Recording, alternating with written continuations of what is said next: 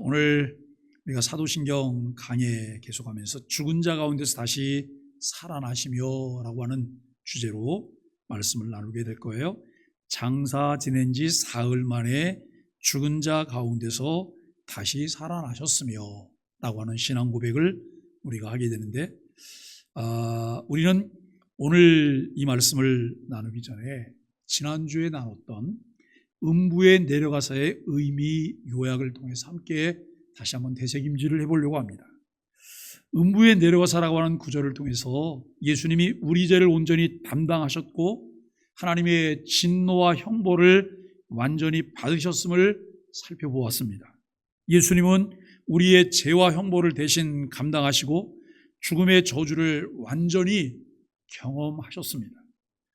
이는 예수님의 구속사역이 완전하다는 것을 의미하며 그분이 죽음을 정복하시기 위한 과정이었습니다. 오늘은 그리스도의 낮아짐에서 벗어나 그분의 높아지심, 즉 부활에 대해서 함께 살펴보려고 합니다. 예수님이 죽은 자 가운데서 다시 살아나심은 기독교 신앙의 중심이며 우리의 구원이 완성되었음을 보여줘요. 예수님께서 사람들이 범죄하고 하나님과의 관계가 깨졌어요. 하나님의 형상을 잃어버렸어요. 근데 하나님께서 그 잃어버린 하나님의 형상을 되찾게 하려고 구원 계획들을 세우시거든요. 구원 계획들을 세우실 때에 하나님의 계획은 누군가가 대속제물이 돼야 되는 거예요. 대속제물이. 그래서 이제 이스라엘 백성들이 애굽에서 430년간 종살이하고 애굽에서 나오기 전에 그들이 무슨 절기를 거쳤어요? 무슨 절기를 거쳤죠? 부활절을 거쳤나요? 무슨 절기를 거쳤어요? 이렇게 얘기하면 알아들을 자가 아무도 없어요. 무슨 절기를 거쳤어요? 유월절이요. 유월절이라는 절기를 거치잖아요. 유월절을 지키는데 마지막 이제 10번째 재앙이 애굽에 임할 거예요. 10번째 재앙이 장자, 처음 난 것을 다 죽게 되는 거거든요. 그런데 이 히브리 민족들에게는 하나님께서 말씀하세요. 유월절 어린 양을 잡으라고. 양을 잡아서 그 양의 피를 문 지방과 이 좌우 설주에다가 피를 바르라고. 그러면 하나님의 사자가 와서 그 집은 어떻게 한다고요? 넘어간다고. 이게 6월이라는 말이에요. 넘어간다. 6월달이 아니고 넘어간다는 말이거든요. 그래서 이 6월절을 통해서 이제 그 집을 넘어가는 거예요. 그때 그 집이 넘어가기 위해서 무슨 일이 벌어진 거예요? 양이 죽었잖아. 양이 대속 제물이 된 거예요. 양의 피를 바른 거예요. 이것은 그 메시아가 오실 것, 그리스도가 오실 것에 대한 예표거든요. 그림자예요. 나중에 완전하게 그 일이 이루어질 것이라고 하는 이런 예표로 이것을 보여주신 거예요. 그런데 대속의 제물이고 대속의 제물이 되기 위해서 하나님의 때가 되었을 때 하나님의 아들 예수 그리스도가 이 땅에 아기로 태어나셨잖아요. 사람으로 오셨어요. 이걸 성육신이라고 해요. 그러니까 이제 하나님 나라 영광을 버리시고 이 땅에 오시는 것 자체가 예수님의 낮아지심의 시작인 거예요. 이 땅에 오셨고 그 다음에 이 땅에서 생활하시고 멸시와 천대를 받으시고 십자가를 지셨고 그 다음에 십자가를 지시고 난 후에 무덤의 장사가 되셨어요. 그리고 무덤의 장사가 되셨을 뿐만 아니라 그분은 음부에 내려가셨어요. 네? 음부에 가셨어요. 예수님이 실제로 음부까지 가셨다는 거예요? 아니에요. 음부에 있는 구약의 백성들에게 여러분 이 승리의 선언을 하신 거예요. 이미 예수님은 이 지옥 형벌을 다 담당하셨어요. 죄인들이 담당해야 될 지옥 형벌들을 담당하시고 대속의 죽음을 이제 죽으셔서 예수 그리스도를 믿는 자들이 그 대속의 죽음을, 지옥 형벌을 겪지 않게 하셨다고 하는 것을 알게 됩니다. 그래서 우리는 이 예수님이 죽은 자 가운데서 다시 살아나셨다. 우리 상식으로 이해가 되세요? 어떠세요? 우리 상식으로 죽은 자 가운데 누가 다시 살아나셨대요? 이해가 되시나요? 있을 수 없는 얘기예요. 이것은 상식의 문제가 아니라 무엇의 문제예요? 믿음의 문제. 없었던 것을 그랬다고 그냥 억지 추장격으로 그냥 믿는다고 말하는 건가요? 아니에요. 사실을 받아들이는 거예요. 사실을 받아들이는 것. 그래서 이 죽은 자 가운데서 이제 다시 살아나심은 기독교 신앙의 중심이에요. 이것이 우리 구원의 완성이라고 하는 것을 우리에게 보여줘요. 자, 마태복음 28장 1절로 10절을 우리가 읽었어요. 예수님의 부활 사건을 통해서 그 의미와 유익을 알아보려고 해요. 예수님의 음부에 내려가심이 그분의 구속사역에서 중요한 이유는 무엇이었다고 우리가 지난주에 나눴을까요? 그게 생각이 나면 내가 치매 기운도 없지. 돌아서면 잊어버리는 걸요. 예? 우리가 이제 연세 드신 분들이 목사님 제가 중증인가? 중증은 뭐가 중증이에요? 삶의 과정이고요. 또 이렇게 지나가다 보면 또 조금 지나면 또 그냥 괜찮아질 거예요. 그러니까 너무 그것 때문에 그거 신경 쓰면 더 기억력이 나빠져요. 더 스트레스 받아갖고 생각이 안 나요. 예? 이 안경 쓰고 있는 사람이 세수를 하려고 해요. 예? 어느 날 그 손에다 비누를 다 묻혔어요. 그리고 이렇게 했는데 안경이 있는 거예요. 세상에, 이건 도대체 무슨 병이에요? 여러분, 여러 가지 생각이 복잡하고 생각이 많으면 이거 썼는지 안 썼는지도 모르고요. 내가 약을 먹었는지 안 먹었는지도 모르고, 이게 사람들에게 나타나는 현상이니까 그것도 그럴 수 있겠다 생각하고 여러분 지나가시면 이러면 어떠고 저러면 어떠냐, 그리고 지나가야지 뭐 신경 쓰고 그러다가 우리가 제대로 잘 사시겠어요? 그러니까 신경 쓰지 마시고, 여기 음부에 내려가심이 그분의 구속사에서 중요한 이유는 또 그냥 잊어버리고 지나가면 안 되는 거잖아요. 이게 도대체 뭘까요? 예수님은 음부에 내려가심을 통해 우리의 죄에 대한 하나님의 진노와 형벌을 완전히 담당하셨고 죽음을 정복하시기 위한 준비 단계였다라고 하는 것을 말씀하고 있어요. 자, 오늘 그리스도의 부활에 대해서 말씀을 나누는데요. 그리스도 부활 사건 자체에 대해서 먼저 생각해 보시죠. 그리스도의 부활은 기독교 신앙의 핵심 사건이에요.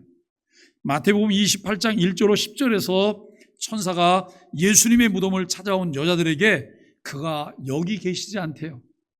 그가 여기 계시지 않고 누가 가져갔다고요? 누가 훔쳐갔다고요? 아니고 그가 살아나셨다는 거예요. 그가 여기 계시지 않고 살아나셨다고 전해요. 근데 여러분, 생뚱맞은 소리가 아니거든요. 예수님이 십자가에 죽기 전에 벌써 부활을 예고하셨고 구약의 많은 선지자들을 통해서 이 메시아의 이 부활을 설명했거든요. 사람들은 귀뚱으로 듣지 않았어요. 왜냐하면 내가 생각하기에 뭐 일반적인 일이 아니니까 뭐 그런 일이 있으려고 이렇게 생각하고 다 그냥 흘러서 지나쳐 버린 거예요. 그래서 못 들은 것 같아요. 모르는 것 같아요. 그런데 그가 여기 계시지 않고 살아나셨다고 전해요. 이는 예수님이 육체적으로 죽음을 이기시고 다시 살아나셨다는 것을 증명하는 사건이에요. 자, 예수님이 죽은 자 가운데 다시 살아나신 사실을 믿으시죠? 아멘을 좀 크게 해보실 수는 없으실까요? 예수님이 죽은 자 가운데 다시 살아나셨다는 사실을 믿으시죠? 처음부터 이렇게 하시면 얼마나 좋겠어요. 자, 그런데 그 예수님이 다시 살아나신 것이 우리를 위한 부활이라는 사실도 믿으시죠? 우리를 위한, 나를 위한 부활이에요. 나를 위한. 이것이 우리 삶 가운데 얼마나 큰 영향을 미치는지 우리가 생각을 해 보셔야 돼요. 부활은 예수님이 죽음을 정복하셨고 우리의 구속이 완성되었다고 하는 것을 의미하고 있어요. 구약의 예언에서는 메시아가 죽음을 이기고 부활할 것을 예언했거든요. 시편 16편 10절은 주께서 내 영혼을 스올에 버리지 아니하시며 라고는 이 구절을 통해서 메시아가 죽음을 영원히 겪지 않을 것이라고 말하고 있어요. 신약에서는 이 예언이 예수님의 부활을 통해 성취돼요. 그래서 예수님이 십자가에 죽기 전에 마태복음 11장 25절을 통해서 뭐라고 말씀하셨냐면 나는 부활이요 생명이니 라고 말을 해요. 이 말씀이 언제 나온 거예요? 배경이 이래요. 예수님이 베단이라고 하는 마을에 가면 늘 가는 집이 있어요. 편안한 집이 있어요. 그래서 예수님이 거기 가서 쉬세요. 음식도 대접받고 쉬기도 하시고 예수님이 그러세요. 늘 베다니를 가시는데 어느 날 베다니에 나사로가 병들어서 죽게 되었다는 얘기를 들어요. 근데 예수님이 아주 느근청 이게 어디 사투리예요? 느근청 이게 전라도 사투리예요? 충청도 사투리예요? 아무도 모르는 사투리예요? 저는 어디서 배웠을까 이걸요? 그냥 느근청 되면서 예수님이 거기를 안 가시는 거예요. 그러다가 나사로가 죽었어요. 죽었는데 예수님이 그때 거기를 가세요. 그리고 예수님께서 이제 그것 때문에 상심한 이 마리아와 마르다를 예수님이 보시고, 근데 그 중에 그 자매 하나가 이렇게 얘기하잖아요. 선생님이 일찍 오셨다면, 예수님이 일찍 오셨다면, 이 말은 무슨 말이에요? 우리 오라비가 죽지도 않았을 텐데 라고 하는 말이잖아요.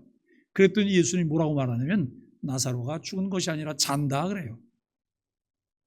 아니, 나사로가 죽은 게 아니고 잔다고요? 정말 여러분 죽지 않고 지금 잠자고 있는 걸까요? 예수님은 사람의 죽음을 자는 것으로 표현해요. 왜요? 일정 기간 자다가 또 깨어날 것이기 때문에, 부활할 것이기 때문에 그렇게 말씀하셨어요. 그러면서 예수님이 나는 부활이요 생명이라고 말해요.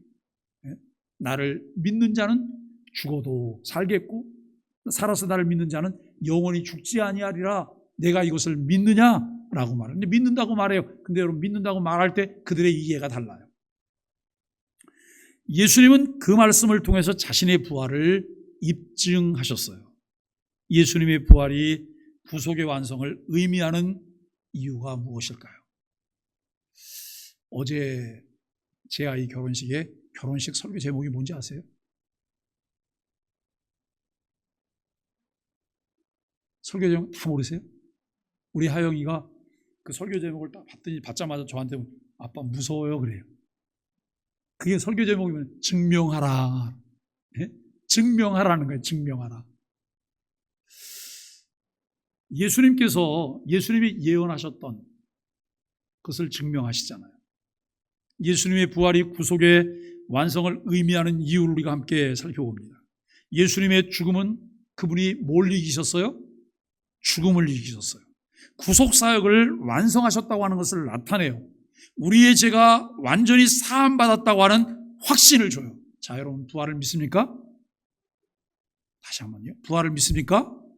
그렇다면 우리의 죄가 온전히 사함받았다고 하는 것을 확실히 믿습니까? 이거 확실한 거예요. 근데 집에 가서는 안 믿어지는데. 여러분 이거 아니잖아요. 늘 확신 속에 살아야 되는 거예요. 왜냐하면 그것이 사실이기 때문에. 허상이 아니잖아요. 사실이니까요.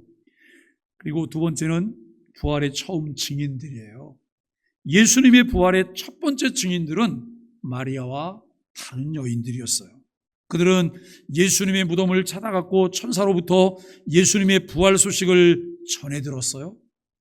당시 여인들의 증언은 법적 효력이 없었으나 예수님은 그들에게 가장 먼저 부활 소식을 전하게 하셨습니다. 이는 하나님의 역사가 세상의 기준과 다름을 보여주고 그분의 은혜와 역사가 모든 사람에게 차별 없이 주어진다고 하는 사실을 보여주고 있는 거예요. 왜 예수님께서 여인들을 부활의 첫 증인으로 선택하셨을까요? 베드로도 있고 요한도 있고 야고보도 있고 안드레도 있고 다른 제자들도 있는데 왜 예수님께서 이 여인들을 부활의 첫 증인으로 선택을 하셨을까요? 예수님은 여인들을 통해 당시 사회적 약자를 존중하시고 구원의 소식이 모든 사람들에게 동일하게 전해진다고 하는 것을 보여주고 있다고 하는 거예요. 세 번째로 그리스도의 부활의 간접적 증인들이에요. 예수님의 부활을 간접적으로 증언한 이들도 있는데 군인들이 무덤을 지키고 있었어요. 그들은 예수님의 부활을 막지 못했어요. 예수님의 부활을 간접적으로 이들이 보았고 간접적으로 이들이 증언을 해요. 그런데 여러분 그들 중에 백부장은 이렇게 근원실로 하나님의 아들이었다라고 말을 해요. 십자가에 죽는 모습을 보면서 그는 실로 하나님의 아들이었도다라고 고백하는 이 모습을 보게 돼요. 여러분, 이 군인들은 부활의 사건을 경험했지만 두려워했고 그 사실을 숨기려고 했어요. 그리스도의 부활은 그를 반대하던 사람들에게도 부정할 수 없는 사실로 남아있다는 거예요. 예수님의 부활을 직접 경험했지만 그 사건을 부정한 사람들은 누구였을까요? 그리고 그들의 반응은 왜 중요할까요? 부활을 직접 목격한 군인들과 유대 지도자들은 예수님의 부활을 부정하려고 했어요. 그 사실은 그들의 반대에도 불구하고 확고한 진리로 남았다고 하는 사실을 알게 돼요. 자, 우리가 이렇게 나는 부활을 안 믿어. 나는 부활을 안 믿어. 여러분, 부활을 안 믿는다고 부활이 없는 거예요? 내가 부활을 안 믿어도 부활은 사실이에요. 우리는 내가 그것을 믿고 안 믿고라고 하는 것 때문에 여러분 그것이 사실인지 아닌지 여부가 달라지는 것은 아니라는 거예요. 믿게 되는 것은 하나님의 은혜예요. 내가 그것을 믿고 있다? 은혜예요. 늘 변함없이 믿고 있다? 은혜예요. 흔들림 없이 믿고 있다? 은혜예요. 그래서 나는 늘 그걸 꼭 붙잡고 있다? 무슨 일이 있어도 나는 흔들리지 않겠다? 이게 하나님의 은혜잖아요. 신앙생활하면서 부활을 믿는 것만큼 우리에게 중요한 게 어디 있어요? 지난 주간에 교회에서 건강한 교회 세미나를 했어요. 건강한 교회 세미나를 할 때 세미나의 내용이 첫 번째 강의는 인터콥의 정체에 대해서 나눴어요. 인터콥. 선교단체예요. 우리나라에.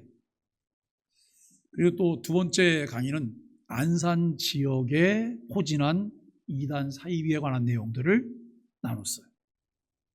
그런데 우리는 이 세미나를 하기 전에 어떤 내용으로 세미나 할 거를 공개하지 않았어요. 강사가 두 분이다. 주제는 건강한 교회 세우기 세미나다 라고만 알렸어요. 왜 그랬을까요? 인터콥이 이단성이 있고 합신에서는 이단이라고 말했어요. 그런데도 많은 교회들이 인터콥에 빠져 있어요. 그리고 이단 사이비 신비주의 신사도 운동이라고 여러분 세대주의 극단적인 종말론에 대해서 말하는 사람들이에요. 그리고 지금도 그들은 사도가 있다고 말을 해요. 뭘 봤다고? 직통계시가 지금도 있다고 말.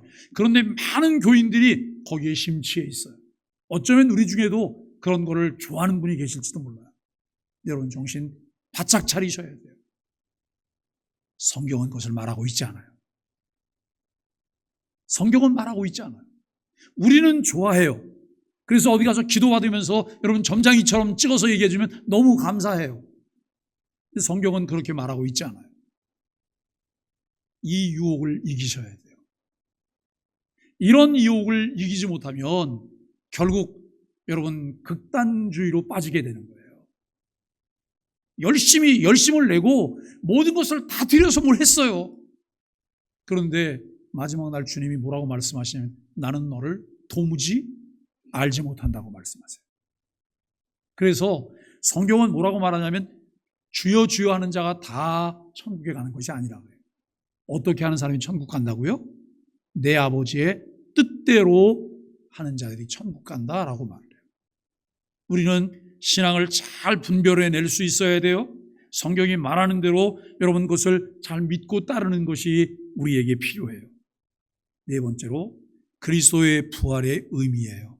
그리스도의 부활은 죽음에 대한 승리예요. 자, 이 부활이 정말 실제로 죽었다가 살아난 거예요? 실제로 죽었다가 살아난 건가요? 그냥 죽으려고 했다가 그냥 일어난 거 아닌가요? 아니면 죽었는데 살았다고 생각하는 거 아니에요? 실제로 죽었잖아요. 장사 지냈고 음부에도 내려가셨고 여러분 이런 내용을 우리가 함께 다뤘잖아요. 예수님이 실제로 죽었어요. 그리고 예수님이 실제로 살아나셨어요? 살아나셨어요. 영으로 살아나신 거 아니에요? 예수님이 실제로 살아나셨어요. 육체로 다시 살아나셨어요. 그래서 예수님이 40일 동안 세상에 계시면서 11차례나 제자들에게 나타나셨어요. 500여 명 형제들이 일시에 예수님, 부활하신 예수님을 만나기도 했어요. 예수님은 그 제자들을 찾아가서 같이 식사도 하셨어요. 예수님이 만져보라고 말씀하시기도 하셨어요. 만일에 예수님이 영으로 살아났다고 하면 눈에 보이지 않죠. 예수님이 영으로 살아났다고 하면 만질 수 없죠. 예수님이 영이라고 하면 뭘 드실 수가 없어요. 자, 여러분, 우리가 밥상을 차렸어요. 혼자 쓸쓸하게 앉아서 먹으려고 해요. 그런데 밥을 먹으려고 이렇게 숟가락 밥을 뜨려고 그러는데 밖으로 앞으로 쓱 가요. 그러더니 이게 자꾸 밥이 없어지는 거예요. 여러분, 그러면 어떠실 것 같아요? 나 혼자 앉아서 밥 먹으려고 그러는데 귀신이 고칼 노릇이죠. 그런 일이 정말 있을까요? 이런 일이 있을 수 없죠. 예수님은 육체로 죽으셨어요. 예수님의 죽은 육체가 다시 살아나셨어요. 성경은 분명하게 이 부분을 말해요. 예수님은 부활을 통해 사망과 죄의 권세를 깨트리셨고 우리에게 뭘 주셨어요? 새 생명을 주셨어요. 이는 신자들이 영원한 생명에 대한 소망을 가질 수 있는 근거예요. 내가 영원히 살 거야. 죽어도 살아날 거야. 나는 부활의 천국가. 여기에 소망을 두고 믿어야 될 이유가 여기 있다는 거예요. 누가 먼저 하셨기 때문에요? 예수님이 먼저 하셨기 때문에. 그래서 예수님이 하신 것을 보고 성경은 우리에게 뭐라 보증금이라고 말해요. 첫 열매라고 말해요. 그분이 첫 열매고 그 다음에 우리도 그 다음 열매를 맺게 될 것이라고 성경은 분명하게 말씀하고 있어요. 칼빈은 기독교 강요에서 그리스도의 부활이 우리의 부활을 확증한다라고 가르쳐요. 자, 그러면 그리스도의 부활이 우리의 부활을 확증한다고 하는 것을, 내 부활을 믿으려면 뭘 먼저 믿어야 되는 거예요? 그리스도의 부활을 믿어야 되는 거예요. 그리스도의 부활을 믿을 때 그리스도의 부활처럼 우리도 부활한다고 하는 확신을 갖게 되는 거예요. 예수님이 죽음을 이기셨기에 우리도 그분 안에서 새 생명을 얻고 부활의 소망을 갖게 돼요. 진방자 원사님이 97세이시잖아요. 97세. 요즘 주일 예배 97세 되신 분이 예배 오고 계신 거예요. 3년만 지나면 100세가 넘는 분이 예배에 오실 수도 있는 거예요. 그죠? 3년만 지나면. 그런데 우리 모두에게 필요한 것이 뭐냐면 영원한 부활의 소망이에요.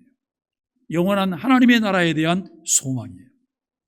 빌헬무스 아브라켈은 그리스도인에 합당한 예배에서 그리스도의 부활이 성도의 삶에서 매일 거듭나는 경험으로 이어져야 한다라고 말해요. 자, 이 말이 무슨 말이에요? 그리스도의 부활을 내가 믿을 때에 그 그리스도의 부활을 믿는 것이 우리들의 삶에서 매일 거듭나는 경험으로 이어져야 된다. 그리스도의 부활을 믿는 사람은 매일매일 삶 속에서 점진적 성화의 삶을 살아야 된다는 거예요. 어제나 오늘이나 영원토록 동일해요. 뭐가요? 갈팡질팡하면서 여러분 믿음 생활 엉망진창하라는 거 어제나 오늘이나 영원토록 동일해요. 이러면 될까요? 그것 아니에요. 내가 부활에 관한 분명한 소망을 가지고 있다면 점진적 성화, 점진적 성장이 우리의 삶 가운데 이루어져야 되는 거예요. 여러분, 여기에 뜻을 두고 함께 달려갈 수 있기를 바랍니다. 그리스도의 부활이 우리에게 주는 가장 중요한 의미는 무엇일까요? 그리스도의 부활은 죽음과 죄의 권세를 깨뜨렸고 우리의 부활과 영생의 소망을 확고히 하는 사건이라는 거예요. 여러분, 죽음과 죄의 권세를 깨뜨렸어요. 그래서 부활과 영생의 소망을 우리에게 확고하게 갖도록 했다고 하는 것이죠. 자, 그리스도 부활이 유익이에요. 그리스도의 부활은 신자들에게 여러 가지 유익을 제공하는데요. 첫째는 칭의가 확정이 된대요. 자, 오늘 아침에 설교 중에 아브라함이 하나님을 믿었어요. 하나님을 믿었어요. 아브라함이 본토 친척 아비 집을 떠나라고 말을 해요. 그래서 하나님을 믿고 따랐어요. 하나님께서 그에게 하늘의 별처럼 바닷가의 모래알처럼 후손이 많게 할 거라 그랬어요. 그런데 점점 나이가 많아지는데도 그가 믿음이 약해지지 않고 결국 믿음으로 하나님이 약속하신 것을 받게 됐어요. 여러분, 이것을 보고 하나님께서 그가 그것을 믿으니 그것을 의로 여겼다라고 말을 해요. 믿음으로 의롭다함을 받게 된 거예요. 오늘 사도 바울이 로마서 4장을 통해서 우리의 의롭다 하심을 위해서 그리스도가 다시 살아나셨다고 하는 부분을 말씀하고 있어요. 그리스도가 부활하심으로, 예수님 다 같이 한번 따라해 주세요. 예수님은 죄에 대해 죽고 의에 대해 사셨다. 죄에 대해서는 예수님이 죽은 자가 되신 거예요. 예수님의 부활이 우리에게 뭘 주신 거예요? 의를 주신 거예요. 그래서 우리는 의롭다고 하는 칭의를 받았어요. 우리를 의인이라고 말하잖아요. 네? 우리가 이 의롭다함을 얻게 된 거예요. 무엇을 통해서요? 믿음으로. 그리스도를 믿음으로. 그런데 믿음도 내가 만들어낸 거예요? 믿음은 하나님이 주신 은혜의 선물이에요. 하나님이 은혜라는 선물을 우리에게 주셔서 그 은혜가 나로 하여금 예수 그리스도를 믿게 하셨다고 하는 거죠. 이 사실이 얼마나 중요한지 몰라요? 부활은 우리의 죄가 완전히 사함받았다고 하는 증거입니다. 두 번째는 그리스도의 부활은 성도들이 새 생명 가운데 살아가도록 하는 능력을 제공해요. 첫 번째는 뭐였어요? 첫 번째는 뭐였죠? 다 잊어버리셨어요? 이러면 다음 주에 이 설교 한 번 더 해도 되는 거죠? 첫 번째는 우리의 뭐가 확정됐다고요? 칭의. 내가 의롭다는 것이 확정됐다는 거예요. 무엇을 통해서요? 그리스도의 부활을 통해서요. 자, 두 번째는 그리스도의 부활은 성도들에게 새 생명 가운데 살아가도록 하는 능력을 제공한다는 거예요. 내가 새 생명을 얻은 자로 살아갈 수 있는 그리스도인답게 살아가는 능력을 제공한다는 거예요. 점진적 성화의 삶을 살아갈 수 있는 능력을 제공한다는 거예요. 골로새 3장 1절은 너희가 그리스도와 함께 다시 살리심을 받았으면 위의 것을 찾으라고 가르쳐요. 우리는 그리스도의 부활 안에서 새로운 삶을 살아야 돼요. 자, 여러분, 부활을 믿으시죠? 부활 생명이 우리에게 있죠? 부활 생명이 우리에게 있잖아요. 그렇다면 부활 생명을 통해 우리에게 주어지는 것이 뭐냐면 점진적 성화의 삶을 살 수 있는 능력이 우리에게 공급되고 있다는 거예요. 그렇다면 그 능력을 힘입고 매일매일 주와 함께 성령님과 동행하는 삶을 살기 위한 끊임없는 노력들이 우리에게 필요하잖아요. 성령님은 무엇과 함께 역사하신다고요? 말씀과 함께 역사하세요. 그래서 말씀을 가까이 하셔야 돼요.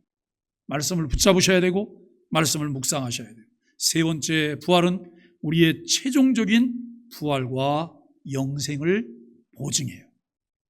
자, 첫 번째가 뭐였어요? 의롭다고 하셨어요. 의롭다고. 예? 우리에게 칭의를 확정해 주셨어요. 두 번째는 뭐예요? 부활의 능력으로 살아갈 수 있게 한다는 거예요. 예? 세 번째는 뭐죠? 우리의 최종적인 부활과 영생을 보증하는 거예요. 이게 얼마나 귀해요. 처음에는 우리가 의롭다고 말씀해 주세요. 두 번째는 의로운 사람으로 살아갈 수 있도록 능력을 공급해 주세요. 세 번째는 이 부활과 영생을 보증해 주세요. 이게 하나님의 은혜지요. 예수님 먼저 부활하심으로 우리는 그분 안에서 최종적으로 부활할 소망을 가질 수 있습니다. 웨스트민스터 소요리문답 38문은 우리의 부활에 대한 소망을 설명해요. 부활의 소망이 어떤지 설명해요. 자, 하이델베르그 요리문답 45문은 그리스도의 부활이 우리의 부활을 보증하는 사건임을 가르쳐주고 있어요. 우리가 여러분 주일 오후마다 나와서 이제 사도신경 신앙 고백을 다 공부를 해요. 근데 이제 누군가 물어요. 근데 그 오후에 뭘 배웠어요? 생각이 나는 둥 마는 둥 한다고. 네? 생각이 나는 둥 마는 둥 한다. 근데 여러분 생각이 나는 둥 마는 둥 하는데 제가 옆에서 말하니까 맞아. 그럴 수는 있잖아요. 그죠? 생각이 나는 거예요, 그때. 근데 참석하지 않은 사람은 제가 얘기를 해도 뭔 말인가, 긴가민가 이러고 있는 거예요. 우리가 듣는 쪽쪽 그걸 다 이 입력이 돼갖고 누가 물어보면 딱 입을 열자마자 줄줄줄 나오면 얼마나 좋겠어요. 그런데 우리가 기계가 아니잖아요. 기계가 아니에요. 로봇과 이야기하고 로봇이 로봇을 가르치는 시대가 앞으로 열리는 거예요. 그러면 우리도 여기다 뭔가를 하나 심어. 메모리칩을. 이 심으면 모든 그 지식에 관한 용량이 여기 다 들어와 있어요. 그럼 이게 내 뇌로 전달이 돼갖고 그게 줄줄 나오는 게 이게 불가능해질까요? 그게 가능해지는 날이 올 수도 있어요. 그러면 좋을까요? 그게 뭐가 좋아요? 여러분 자꾸 잊어버리는 건 망각이 축복입니까? 저주입니까? 우리 지금 새파란 집사님께서 망각이 축복이라고 말씀하셨는데 언니들은 어떻게 생각하세요? 망각이 축복이에요? 저주예요? 축복이라고 말해야 될 것 같은데 그렇게 말했다가는 안 될 것 같고 여러분 망각은 축복이에요. 우리가 하나도 안 잊어버리고 다 생각난다고 생각해 보세요. 깨알같이 다 생각하고 산다고 생각해 보세요. 못 살아요. 못 살아. 머리 아파서. 네? 어떤 사람이 평상시에 으르렁거리는 원수처럼 살았는데 어느 날 치매가 온 거예요. 저 사람이 했던 행위가 하나도 생각이 안 난대요. 그래갖고 만나갖고 그 사람하고 차도 마시고 밥도 먹고 그런대요. 근데 그 상대는 의아하게 생각하는 거죠. 이 사람이 나를 이렇게 대할 리가 없는데. 근데 이 사람이 치매가 걸린 걸 상대는 모르는 거예요. 근데 같이 차도 마시고 밥도 먹어요. 이게 여러분 좋은 치매예요? 나쁜 치매예요? 경우에 따른 좋은 치매고 경우에 따른 나쁜 치매죠. 오늘 우리가 이 부활에 대한 소망을 설명해 주고 있고 그리고 하이델베르그 요리문답은 그리스도의 부활이 우리의 부활을 보증하는 사건이라고 하는 것을 가르치고 있어요. 그런데 이와 같은 사실들을 잘 공부하고 나면 내가 구체적으로 알고 믿어요. 근데 공부를 안 하고 자꾸 담임 목사가 강조해요. 믿으라 그래요. 아멘 하라 그래요. 그래서 아멘 해. 저 물어보면 믿는다 그래. 뭘 믿냐고 물어보면 뭘 대답해요? 믿긴 믿는데 무슨 내용인지 잘 모르겠다고. 그게 힘이 있어요? 힘이 없죠. 알고 믿어야 돼. 알고. 예? 공부하고 믿으면 달라지는 거예요. 공부하고 믿으면 헛소리를 안 해요. 공부하고 믿으면 다른 사람 말대로 헛짓거리를 안 하는 거예요. 그런데 공부하고 모르고 그냥 믿잖아요. 그러면 그냥 기분이 좋을 때는 믿음이 충만한 것 같아요. 그때는 뭐든지 다 해요. 여러분 그때는 헌금도 하시면 안 돼요. 왜 하시면 안 되는지 아세요? 하고 난 다음에 후회하고 공치사 하세요. 예? 헌금은 어느 때 하시냐면 내가 정신이 멀쩡하고 하나님의 은혜가 확실하게 깨달아져서 그때 감사하면서 헌금하셔야 되는 거예요. 그때 헌금하면 뭐가 안 돼요? 후회가 안 돼요.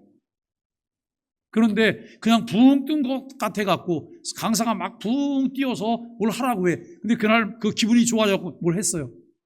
돌아서고 나면 후회가 돼요. 왜요? 믿음으로 하지 않았기 때문에. 은혜로 하지 않았기 때문에. 그래서 정신 바짝 차리고 신앙생활을 하셔야지 후회하지 않아요. 그리스도의 부활이 신자들에게 어떤 유익을 제공할까요? 자, 요 색깔 다르게 지금 해놨잖아요. 그리스도의 부활은 우리의 뭘 확정하고요?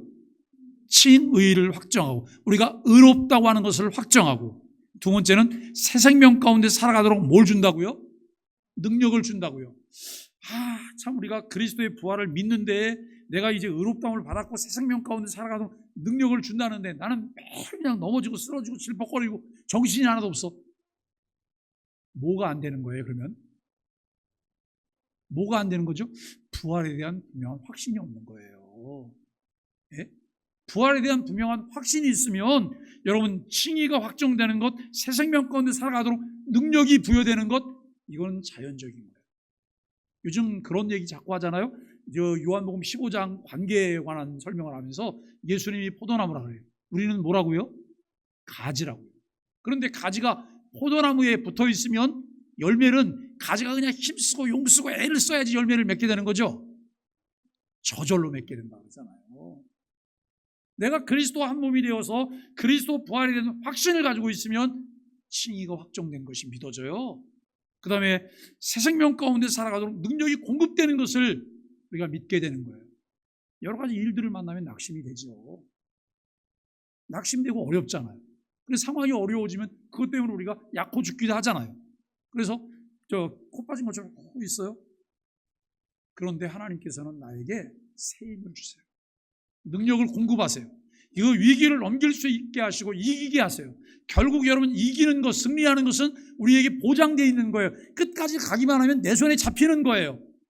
그런데 가는 과정 가운데 이것을 잘 누리며 가도록 성령께서 우리에게 능력을 공급해 주세요. 그 사실을 믿게 되기를 바랍니다. 그리고 세 번째가 우리의 부활과 영생을 보증하고 있습니다. 보증이라는 말은 무슨 말이에요? 확정, 그죠? 확정된 거잖아요. 확정된 거예요. 그런데 부활할까? 영생할까? 그게 있는 걸까? 그게 진짜일까? 그러는 동안 내 마음은 늘 불안해요. 안정감이 없어요. 분명한 확신을 가지고 내가 믿고 가면 돼요. 믿고 가면. 근데 하나님은 변함이 없으세요. 하나님은 변함이 없지만 우리 사람들은 어때요? 얼마나 잘 변하는지 아침 저녁으로 달라요? 아침 저녁으로 화장실 들어갈 때 다르고 나올 때 다르고 조석지변으로 다른 거예요. 그런데 우리가 그 사람들과 같이 매일 믿음 생활을 하려고 그래. 실망하는 것이 우리 인생 아니에요. 여러분 누가 뭘 어떻게 했다고 해서 아유 나는 다시는 저희하고 얘기 안 할 거야. 그러면서 뭐라고 하면 내가 저희하고 얘기하면 손가락에 장을 찢을 거야. 손가락 하나도 안 남아났을 거예요. 네? 손가락 하나 남는 발가락이 있대요. 저 집사님께서 오늘 저 싱싱한 얘기만 지금 자꾸 하고 계신데 지금 어떨까요? 우리가 이 그리스도의 부활을 확실하게 믿을 때에 이 세 가지가 이루어집니다. 그런데 이 세 가지가 자꾸 흔들흔들해요. 그럼 뭘 점검해야 되는 거예요? 부활신앙을 점검해야 되는 거예요. 부활신앙이 점검되어지고 확실하면 세 가지는 자연스럽게 내게 믿어지는 거예요. 우리에게 주는 메시지예요. 그리스도의 부활은 죽음과 죄의 권세를 깨뜨리셨고 우리의 구원을 완성하셨음을 의미하고 있어요. 자, 우리는 그리스도의 부활을 통해 뭘 얻었다고요?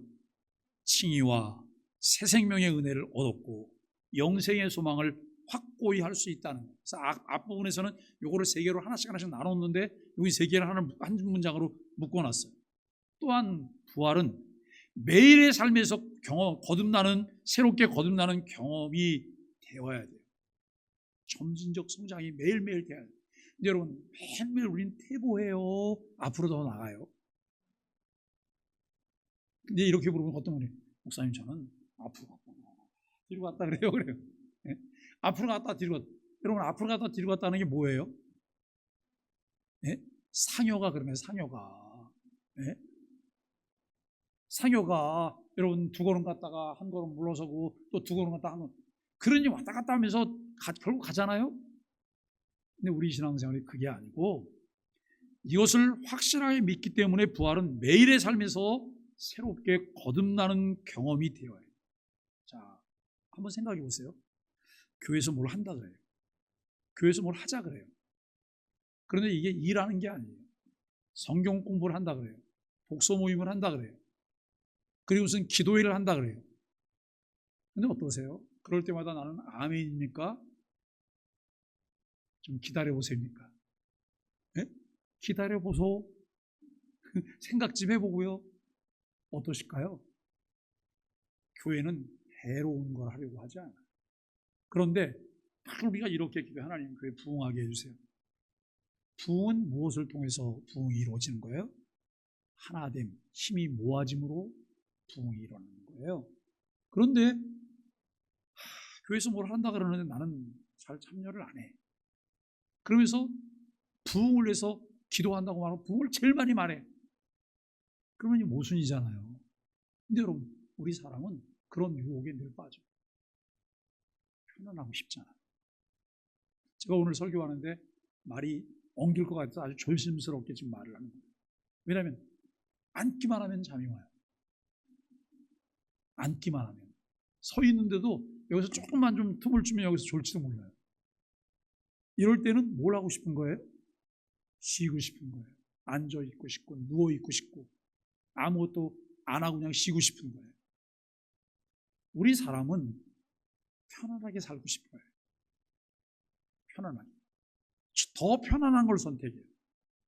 그런데 날마다 우리들이 힘쓰고 애써야 할 것은 편안함이 아니라 더 나은 것을 선택하셔야 돼요. 교회가 우리 교회는 뭘 하려고 하면 우리 빠지면 어떻게 되는 거예요? 우리 빠지면 쏙 빠지는 거잖아요. 그죠?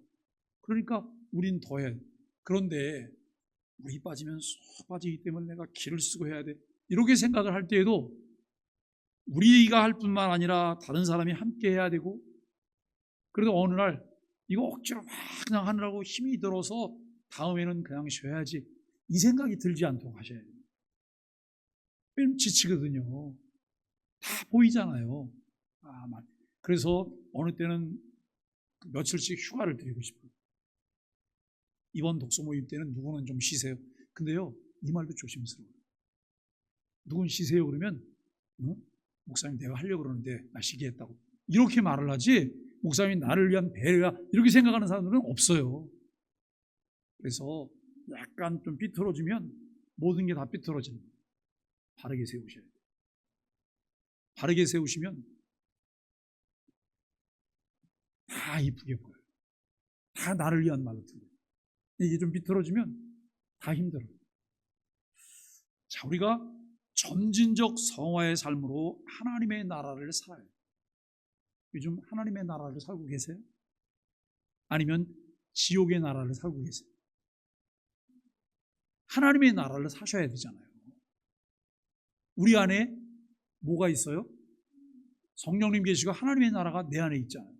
그러면 하나님의 나라로 근데 하나님의 나라로 산다고 펄펄 뛰다가 어느 날 기분 나쁘면 여기서 막 그냥 육두문자가 막 나오는 거예요. 그게 하나님의 나라예요? 하나님의 나라는요, 절제도 하는 거예요. 성령의 9가지 열매를 맺는 거예요. 갈라디아서 5장 22절 23절을 쭉 읽어보시면서 매일매일 내 삶에서 이게 이루어져야 되는 거구나. 이게 안 이루어지면 내 안에 계신 성령님과 내 소욕이 일치되고 있지 않은 거예요. 이것을 보시면서 우리가 그렇게 살아갈 수 있게 되기를 바랍니다. 예수님의 부활이 나의 구원에 어떤 확신과 소망을 주고 있을까요? 예수님의 부활은 내 죄가 완전히 사해졌다고 하는 것을 확신하게 해요. 여러분 그렇게 믿으세요? 자, 여러분이 의인이에요? 죄인이에요? 의인이라고 말하면 조금 좀 그러지요? 의인이. 우리가 여러분 죄인이에요, 죄인. 죄인인데 예수님이 우리를 위해 십자가에 죽으셔서 죄를 다 담당하셨어요. 그리고 우리에게 의의 옷을 입혀주신 거예요. 이 옷을 벗겨내면 무슨 모습이 보여요? 죄인의 모습이 보이는 거예요. 근데 의의 옷을 입혀주셨잖아요. 그리스도의 보혈로 우리를 덮어주신 거예요. 그러니까 뭐가 안 보이는 거예요? 죄가 안 보이는 거예요. 우리를 의인이라고 말씀하세요. 그래서 우리는 내가 완전히 죄사함을 받았다고 하는 확신. 근데 예수님께서 우리에게 의의 옷을 입혀주셨다가 우리가 조금 마음에 안 드니까 예수님이 조금씩 벗겨요? 예수님 조금 벗길까요? 예수님 절대, 우리 같으면 그러죠. 우리 같으면 내 마음에 안 들면 조금씩 벗기잖아요. 이게 사람들의 속성 아니에요? 예수님 그런 분 아니시잖아요. 예수님은 끝까지 우리를 의롭다고 하시는 거예요. 그리고 새 생명 가운데 살아가는 뭘 준다고요? 소망과 힘을 주는 거예요. 우리 자꾸 이제 힘도 약해지는데 괜히 나 힘 떨어진 거 가지고 어떻게 힘을 얻어볼까 그거 신경 쓰지 마시고, 여러분 이 새 생명 가운데 부활을 통해서 주시는 소망과 힘을 얻게 되기를 바랍니다. 그 부활의 기쁨과 그리고 부활의 여러분 힘과 부활의 소망이 우리 가운데 넘쳐날 때 매일매일 아침에 일어나는 것이 기다려져요. 아침에 눈을 뜨면 아침 뭐하냐, 저녁에 잠도 안 오는데 늦게 자도 뭐 무슨 상관이냐, 아침에 늦게까지 그냥 자면 되는 걸. 근데 그게 아니고 매일매일 하루를 새로운 마음으로 맞이해야 되잖아요. 그런 은혜가 있기를 바랍니다. 네 번째로 삶의 적용과 결단인데요. 첫째는 우리는 그리스도의 부활을 통해 죄의 권세에서 자유로워졌음을 기억하고 매일 삶에서 뭐와 싸워요? 죄와 싸워야 돼요. 저절로 이기겠죠 뭐. 그죠? 저절로 이기죠. 싸울 게 뭐. 아니요. 매일 싸워야 돼요.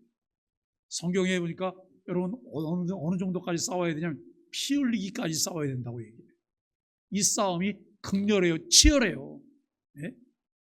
사단은 얼마나 치사한지 우리의 모든 것을 망하게 할 때까지 덤벼들어요.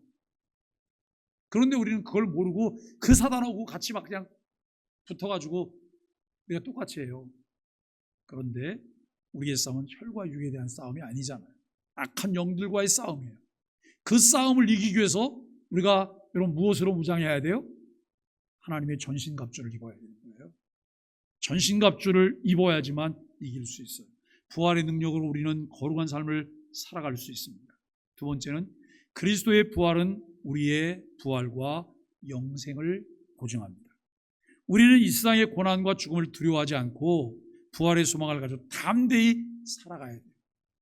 여러분 인터컵이 세대주의 종말론을 가르치면서 얼마나 이 부분을 많이 강조했는지. 그래서 선교지, 중동 지역, 네? 아프가니스탄 이런 데를 가라는 거예요. 그리고 본인들은 편안한데 그냥 살아요. 그게 복음이에요? 아니에요. 복음은 나를 따르라잖아요. 나를 따르라. 네? 근데 복음이 아닌 거는 너만 가라요. 너만 가라 그래요. 오늘 우리들이 이 세상을 살아가는데 부활의 소망을 가지고 담대히 살아갈 이유가 분명하잖아요. 살든지 죽든지 나는 주의 것이기 때문에. 그래서 내가 살아도 좋고 죽어도 좋다고 말해요. 왜요? 살면 이 땅에 사는 동안 하나님께 영광을 돌려서 좋고 내가 죽으면 주와 함께 있으니까 좋고 늘 최선을 다하는 그 삶이 우리에게 필요해요. 세 번째는 부활 소식을 이웃에게 전하고 그리스도의 승리와 구원의 소식을 나누어야 한다라고 하는 거예요. 이웃에게 부지런히 전해야 돼요. 부지런히 나눠야 돼요. 부지런히. 제가 오늘 누가 오신다 그랬어요, 교회? 우리 파리바게트 사장님 오늘 교회 오신다 그랬죠? 그런데 이분이 감사하게도 아들 며느리를 또 데리고 왔잖아요. 아들 며느리를 데리고 왔는데 아들 며느리는 반월에 살거든요. 조금 이렇게 몇 주 나오면 분명히 또 누굴 또 데리고 올 거예요. 누굴 데리고 올 것 같아요? 딸과 사이를 데리고 올. 딸과 사이가 인천 청라에 살다가 요번에 여기 신한 아파트로 이사 왔거든요. 네? 여러분 우리가 부활의 소식을 이웃들에게 전해요. 이웃들에게. 근데 그리스도의 승리와 구원의 소식을 이웃에게 나눠줘야 되는데 이분이 오늘 오셔서 그랬대요. 내 나이 또래가 없는 것 같다고. 그랬더니 요즘 우리 교회 자꾸 계속 나오시는 그 통장님 한 분 계시잖아요. 그분이 내가 있잖아. 내가 다음 주에도 내가 있을 건데 뭘 걱정하냐고. 이분은 우리 교인 돼야 될 것 같잖아요. 네? 근데 오늘은 손주들도 100일에 걸려갖고 교회를 못 나왔는데 이분이 교회를 나오신 거예요. 여러분 우리가 이웃들에게 소식을 전하는 그런 일이 필요해요. 부활은 나만의 소망이 아니라 모든 사람들에게 전해야 될 기쁜 소식이죠. 우리는 그리스도의 부활을 통해서 죄와 죽음에서 승리한 구원의 소식을 전하고 이웃을 섬기고 사랑해야 한다라고 하는 것입니다. 나는 그리스도의 부활을 나의 삶에서 어떻게 반영하고 있으며 이 소식을 주변 사람들에게 어떻게 전하고 있을까요? 그리스도의 부활을 통해 매일 새로운 소망을 가지고 살아가며 그 소망을 이웃들에게 전하고 나누는 삶을 살아야 돼요. 하루하루가 새로워야 돼요. 내일이 기다려져야 돼요. 내일이 기다려지고 다음 주가 기다려져야 되고 다음 달이 기다려져야 돼요. 주님께서 언제 나를 부르실지 모르기 때문에 매일매일 나는 소망 중에 그날이 기다려지는 삶이 돼야 됩니다. 정리하면서 그리스도의 부활은 기독교 신앙의 중심이에요. 그리고 우리 구원의 완성입니다. 예수님은 죽음을 이기시고 다시 살아나셔서 우리의 칭의를 확증하셨고 새 생명과 영원한 생명을 약속하셨습니다. 그분의 부활은 우리의 부활과 영생의 소망을 확고히 하며 우리는 그 소망을 가지고 담대히 살아갈 수 있습니다. 매일의 삶에서 그리스도의 부활을 기억하고 새 생명 가운데 살아가고 이웃에게 그 기쁨을 나누는 삶을 살아갈 수 있게 되기를 바랍니다. 나는 그리스도의 부활을 통해 매일의 삶에서 어떤 새로운 변화를 경험하고 있으며 이것을 어떻게 이웃과 나누고 있을까요? 그리스도의 부활을 통해 얻은 구원의 확신과 새 생명 가운데 살아가는 기쁨을 이웃과 나누는데 정말 이 새 생명 가운데 살아가는 기쁨이 있으세요? 목사님 뭔지 모르겠어요. 그러면 이거 참 난감하잖아요.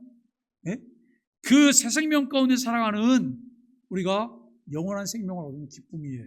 그리스도 안에서 살아가는 기쁨이고 내 안에 하나님의 나라가 이루어진 것에 대한 기쁨이에요. 이것을 이웃과 나눠야 돼요.